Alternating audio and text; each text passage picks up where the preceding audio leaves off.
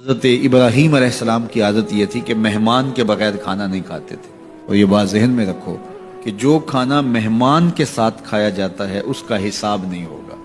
تو جب بھی بھوک ستاتی تو کسی شخص کو ڈھونڈ کے لے آتے اور اس کے ساتھ دسترخوان پہ بیٹھ کے کھانا کھاتے۔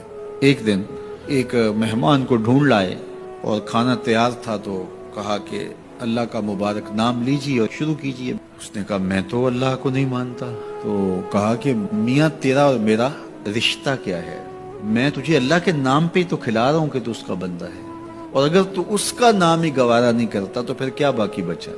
اس نے کہا روٹی کے چند لقموں کے لیے میں اپنے بت سے بے وفائی نہیں کر سکتا۔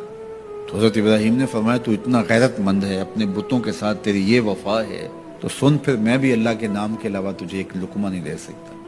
اس نے کہا کوئی بات نہیں، اٹھ کے چلا گیا۔ وہ چلا گیا تو جبریل آ گئے، رب کا سندیسہ دیا، ابراہیم تو نے میرا بندہ ناراض کر دیا۔ یا اللہ وہ تیرا بندہ تھا، تیرا نام لینا گوارا نہیں تھا۔ کہا ابراہیم اس کی عمر کتنی ہوگی؟ مالک 70-80 کے پیٹے میں ہوگا۔ تو کہا اتنا عرصہ ہو گیا نا کہ میں اس کو دے رہا ہوں، تم ایک دن نہیں کھلا سکے۔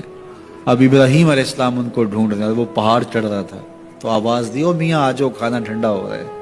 اس نے کہا آ جاؤں گا لیکن تمہارے رب کا نام نہیں لوں گا۔ کہا نہ لینا، آ جاؤ۔ آیا، دسترخوان پر بیٹھا، کھانا شروع ہوا تو کہنے لگا پہلے تو بڑے غصے میں تھے، جلال میں تھے کہ رب کا نام نہیں لوگے تو کھانا نہیں دوں گا، ایک دم تبدیلی کیسے آ گئی؟ کہا اسی رب کا سندیسہ آیا ہے کہ مجھے بھی تو اتنا عرصہ ہوا کہ دے رہا ہوں، تم ایک دن نہیں دے سکے۔ تو اس نے کہا تیرا رب اتنا مہربان ہے تو مجھے بھی اس اپنے رب کا غلام بنا لے۔